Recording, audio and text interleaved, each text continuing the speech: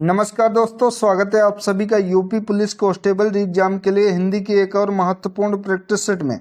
तो चलिए आज की वीडियो शुरू करते हैं। पहला प्रश्न है, मात्रा के आधार पर स्वर कितने प्रकार के होते हैं? तो राइट ऑप्शन नंबर बी हो जाएगा। मात्रा के आधार पर स्वर के 3 प्रकार होते हैं, जिनमें ह्रस्व स्वर होता है, दूसरा दीर्घ स्वर होता है और तीसरा प्लुत स्वर होता है।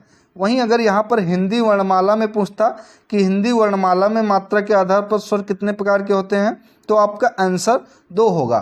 ठीक है, 2 कौन कौन से हैं? तो 2 ह्रस्व स्वर और दीर्घ स्वर होते हैं, क्योंकि प्लुत स्वर का प्रयोग हिंदी व्याकरण के अंतर्गत नहीं किया जाता है, ये ध्यान रखेंगे। अगला प्रश्न है, दिए गए वाक्य में उपयुक्त विराम चिन्ह का प्रयोग कीजिए।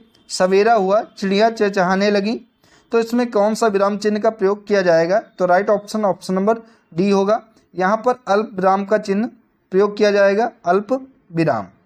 ठीक है, सही वाक्य होगा कि सवेरा हुआ अल्प विराम है, चिड़िया चहचहाने लगी। इस प्रकार ये सही वाक्य हो जाएगा।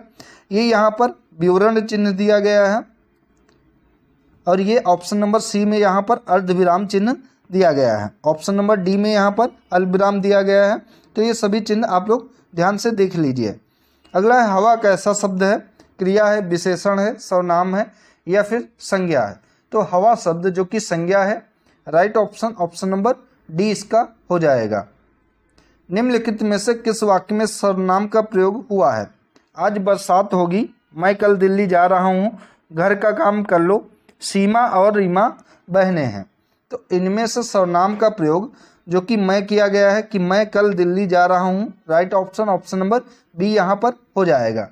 ठीक है, और सर्वनाम के कितने भेद होते हैं अगर आपसे पूछे तो हिंदी में सर्वनाम के 6 भेद होते हैं। कौन कौन से होते हैं? तो पहला जो कि पुरुषवाचक सर्वनाम होता है, पुरुषवाचक सर्वनाम। दूसरा होता है निजवाचक सर्वनाम, निजवाचक सर्वनाम। तीसरा होता है जो कि निश्चयवाचक सर्वनाम, निश्चयवाचक। चौथा होता है अनिश्चयवाचक सर्वनाम, अनिश्चयवाचक सर्वनाम। पांचवा होता है संबंधवाचक सर्वनाम और छठा होता है प्रश्नवाचक सर्वनाम। तो ये 6 प्रकार के जो कि सर्वनाम के भेद होते हैं, आप लोग ध्यान रखेंगे। ठीक है, ऑप्शन नंबर बी में सर्वनाम का प्रयोग किया गया है। विशेषण का लिंग किसके अनुसार होता है? विशेष्य के अनुसार, स्त्रीलिंग होता है, स्वतंत्र रहता है या फिर पुल्लिंग के अनुसार होता है। तो विशेषण का लिंग जो कि विशेष्य के अनुसार होता है, राइट ऑप्शन नंबर ए यहाँ पर हो जाएगा। अगला प्रश्न है, इनमें से क्रिया के किस रूप में कर्ता के अनुसार लिंग परिवर्तन नहीं होता है? भविष्यकालिक रूप में, भूतकालिक रूप में, अज्ञार्थक रूप में या फिर वर्तमानकालिक रूप में?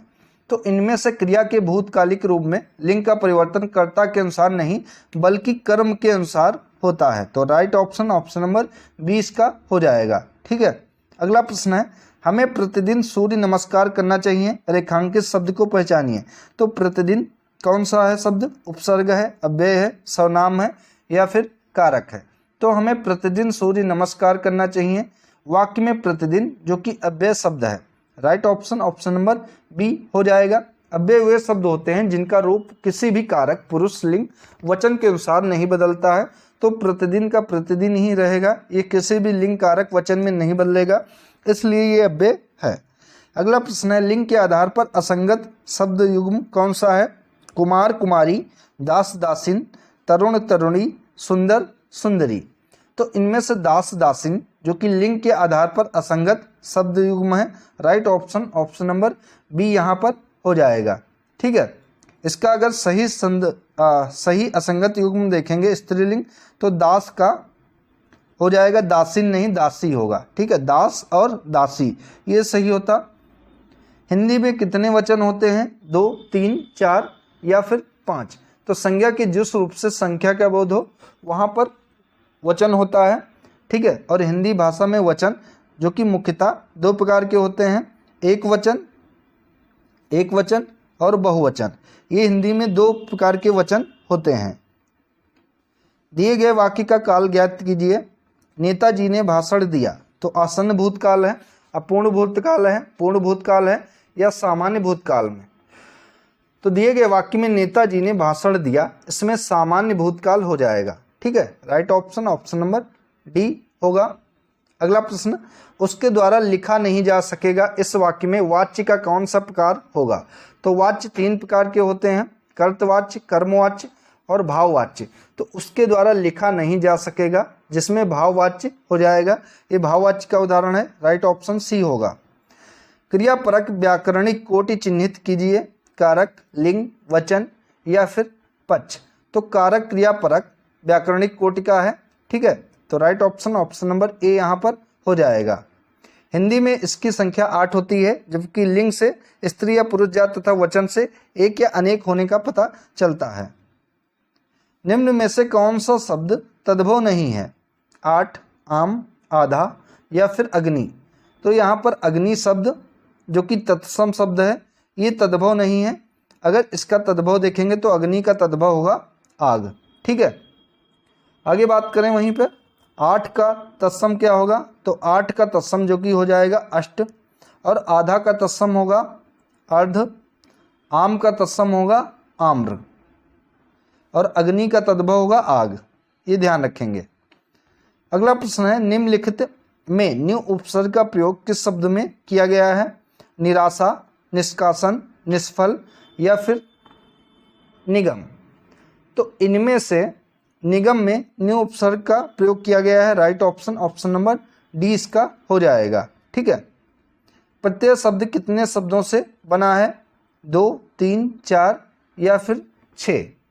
तो प्रत्यय शब्द जो कि 2 शब्दों से मिलकर बना है, प्रति प्लस अय।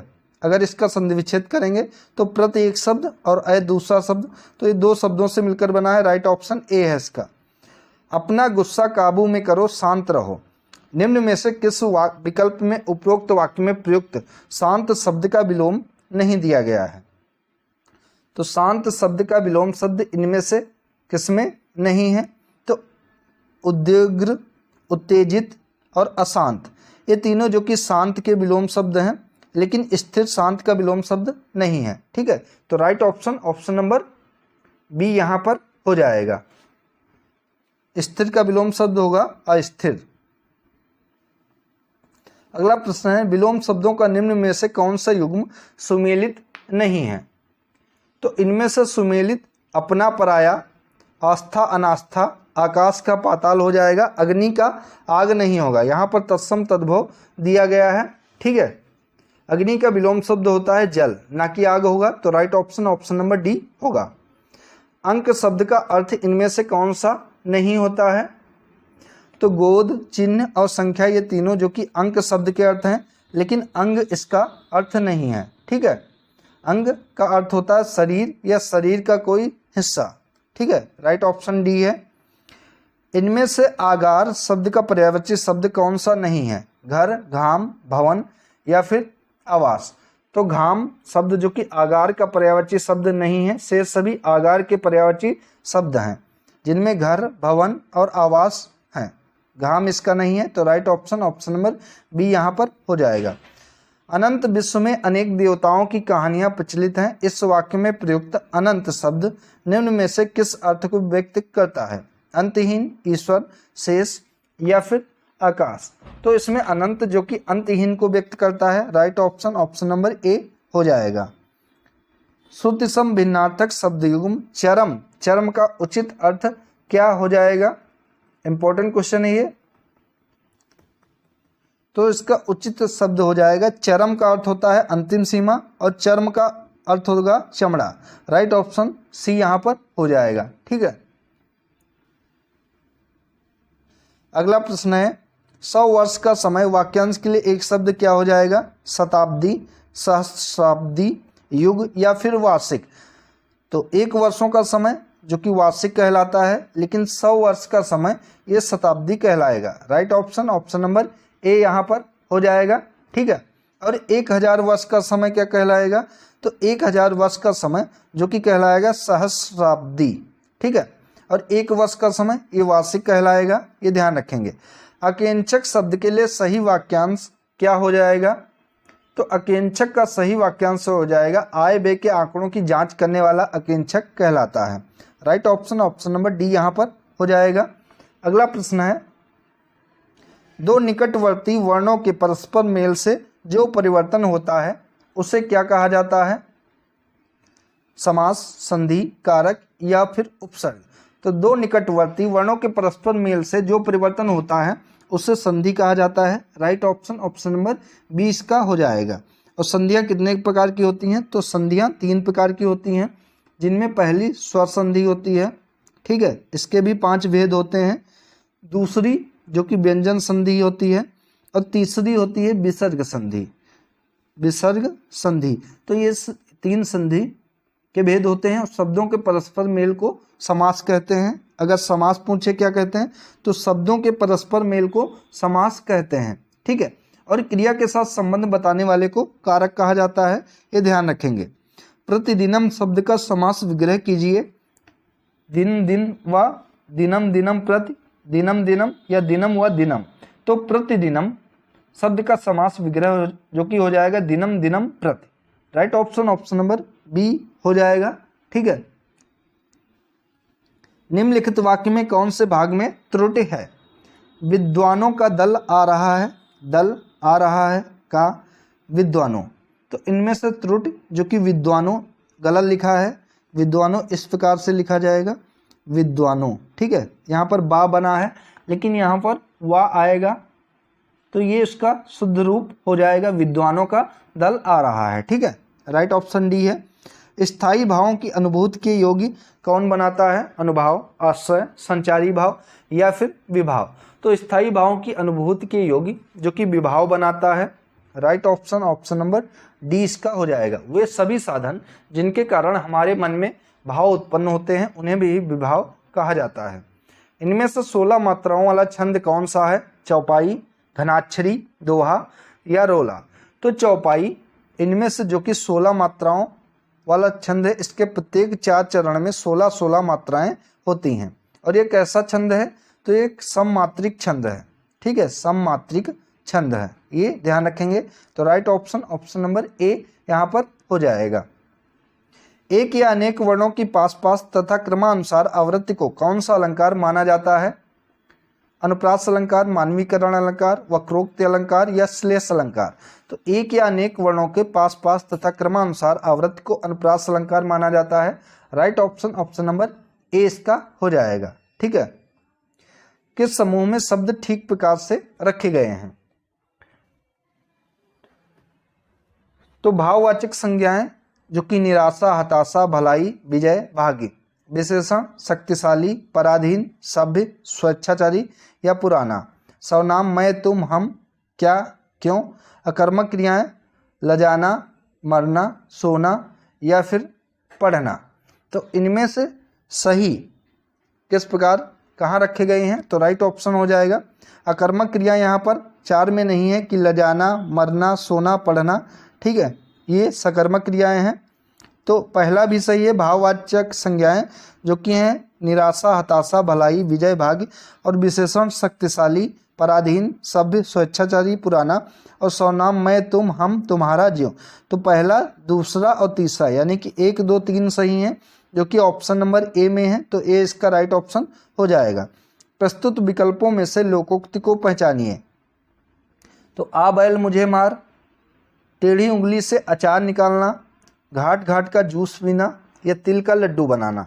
तो इन पंक्तियों में से लोकोक्ति है कि आ बैल मुझे मार। Right option, option number A हो जाएगा। और इसका अर्थ होता है कि जानबूझकर मुसीबत मोल लेना, ठीक है। आगे यहाँ पर मुहावरे हैं, ठीक है, इनका शुद्ध रूप क्या हो जाएगा? तो टेढ़ी उंगली से अचार निकालना, ये नहीं होगा, टेढ़ी उंगली से घी निकलना। अचार की जगह पर घी होगा, जिसका अर्थ होता है बलपूर्वक काम निकालना, ठीक है। और घाट घाट का जूस नहीं, घाट घाट का पानी पीना। घाट घाट का पानी पीना इसका अर्थ होता है संसार का अनुभव प्राप्त करना। और तिल का लड्डू बनाना, तो लड्डू यहाँ पर नहीं, तिल का ताड़ बनाना। और इसका अर्थ होता है छोटी बात को बढ़ा चढ़ाकर कहना। तो ये ध्यान रखेंगे। बैल न कूदे कूदे तंगी, कहावत का अर्थ क्या होगा? वीरता पर विश्वास होना, गड्ढे में कूदना, साहसिक कार्य करना, यह स्वामी के बल पर सेवक का साहस। तो right option, option number D इसका हो जाएगा कि बैल ना कूदे कूदे तंगी, कहावत का अर्थ होगा कि स्वामी के बल पर सेवक का साहस। अगला प्रश्न है, पूर्व मध्यकाल का समय कौन सा माना जाता है? तो हिंदी साहित्य के काल विभाजन के संदर्भ में जो कि आचार्य रामचंद्र शुक्ल का महत्वपूर्ण योगदान है, ठीक है। शुक्ल जी ने इसको 4 कालों में विभाजित किया है। लेकिन पूछा है कि पूर्व मध्यकाल का समय कौन सा है, तो 1375 से लेकर 1700 ईस्वी तक का समय जो कि पूर्व मध्यकाल का समय माना जाता है। एक बार नज़र डालें तो पहला है आदिकाल। आदिकाल इसका समय अगर देखें तो 1050 से लेकर कितना है 1375 तक, ठीक है। दूसरा जो कि है पूर्व मध्यकाल, पूर्व सिर्फ लिखेंगे समझ जाइए, पूर्व मध्यकाल जो कि 1375 से लेकर 1700 तक है। और तीसरा है जो कि है उत्तर मध्यकाल, इसका समय 1700 से लेकर 1900 तक है। और चौथा है जो कि है आधुनिक काल। आधुनिक काल इसका समय जो कि 1900 से लेकर 1984 या अब तक कह सकते हैं। तो ये आचार्य रामचंद्र शुक्ल के अनुसार काल विभाजन किया गया था। तो पूर्व मध्यकाल जो कि 1375 से लेकर 1700 तक है, तो बी इसका राइट ऑप्शन हो जाएगा। आगे गद्यांश दिया गया है, इसको पढ़कर प्रश्नों के उत्तर देने हैं। तो सबसे पहले आपको अच्छे से गद्यांश को पढ़ना है कि इस रत्न गर्भा वसुंधरा के अंतःस्थल में हीरे मणि माणिक्य और संपदा का अभाव नहीं है। धरती का विस्तीर्ण अतल गर्भ अनंत धनराशि से भरा पड़ा है। आवश्यकता है इसके वक्ष को चीरकर उन्हें उगलवा लेने वाले दृढ़ संकल्प और साहस की। धरती के अंदर विद्यमान धनराशि के कारण ही धरती वसुंधरा कहलाती है। इस धरा पर रहने वाले कुछ लोग ऐसा मानते हैं कि यदि भाग्य में नहीं है तो हथेली पर आई वस्तु भी नष्ट हो जाती है। जब हम अपना चिंतन केवल भाग्यवाद को आधार मानकर करते हैं तो हम लक्ष्य की प्राप्ति के लिए अपेक्षित प्रयत्न नहीं करते। प्रयत्न के अभाव में फल भी नहीं मिल पाता और लोग भाग्य को दोष देते रहते हैं। ऐसे भाग्यवादी लोगों को कायर माना जाता है। अकूत संपदा तो उसी को मिल सकती है जो पूर्ण संकल्प के साथ कार्य में प्रवृत्त हो। जैसे अर्जुन का ध्यान पक्षी की वेधे जाने वाली आंख पर था, उसी प्रकार जो लक्ष्य के प्रति एक निष्ठ होकर सतत प्रयत्नशील रहता है, समय के परिपाक के साथ उस लक्ष्य को पाने में सफल हो जाता है। ऐसे लोग जो भाग्य के सहारे बैठे रहते हैं और प्रतीक्षा करते रहते हैं कि अली बाबा की सिमसिम वाली गुफा का द्वार कब खुलता है, उन्हें जब असफलता का अंधेरा अपने चारों ओर घुरता दिखाई देता है तब वे पछतावा करते हैं कि उन्होंने व्यर्थ ही समय गंवा दिया। मनुष्य के पास सभी कुछ पा लेने की क्षमता होती है, पर कैसे उसे पाया जाए उसके लिए संपूर्ण निर्णय शक्ति, दृढ़ संकल्प और अपेक्षित परिश्रम आवश्यक है। कई बार लक्ष्य के एकदम समीप पहुंचकर हम प्रयत्न करना छोड़ देते हैं और भाग्य को दोष देते हैं। भाग्य जैसी कोई वस्तु या तो होती ही नहीं है और या परिश्रम की चाबी के साथ मिलकर भाग्य की चाबी काम करती है। भाग्य की अकेली चाबी सफलता के ताले को नहीं खोल सकती। इसलिए कवि तुलसीदास जी ने कहा है, कायर मन कर एक अधारा, देव देव आलसी पुकारा। तो गद्यांश में कायर किसको माना गया है? तो अगर आपने ध्यानपूर्वक गद्यांश को पढ़ा है तो ये क्वेश्चन कर पाएंगे, ठीक है। तो गद्यांश में कायर किसको माना गया है? तो right option option number A है। जो अपेक्षित परिश्रम से डरकर भाग्य का आश्रय या सहारा लेते हैं उन्हें गद्यांश में कायर कहा गया है। राइट ऑप्शन ए यहाँ पर हो जाएगा। भाग्य को कौन लोग दोष देते रहते हैं? ठीक है, तो भाग्य को वे लोग दोष देते रहते हैं जो परिश्रमशील होते हैं और सफल हो जाते हैं। Right option option number B यहाँ पर हो जाएगा, ठीक है। अगला प्रश्न है, परिश्रम शब्द कौन सी व्याकरणिक इकाई है? 1 मिनट पहले वाला क्वेश्चन देखते हैं। तो भाग्य को कौन लोग दोष देते रहते हैं, तो यहाँ पर बी बताया गया है, तो बी यहाँ पर नहीं होगा। जो प्रयत्न के अभाव में फल ना मिल पाने के कारण बचाव का बहाना खोजते हैं वही लोग भाग्य को दोष देते रहते हैं। तो राइट ऑप्शन ए होगा यहाँ पर, बी नहीं होगा। पहले बी बोल दिया गया था, इसको सही कर लीजिए। अगला, परिश्रम शब्द कौन सी व्याकरणिक इकाई है? सर्वनाम है, संज्ञा है, विशेषण है या फिर क्रिया विशेषण है? तो परिश्रम जो कि संज्ञा शब्द है, ठीक है। Right option option number B होगा। अगर इसका विशेषण देखेंगे तो इसका विशेषण हो जाएगा परिश्रमी।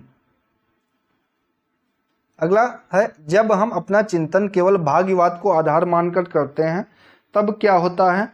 तो तब हम लक्ष्य की प्राप्ति के लिए अपेक्षित प्रयत्न नहीं करते हैं और असफल हो जाते हैं जब भाग्य के सहारे होते हैं। तो right option option number C इसका हो जाएगा।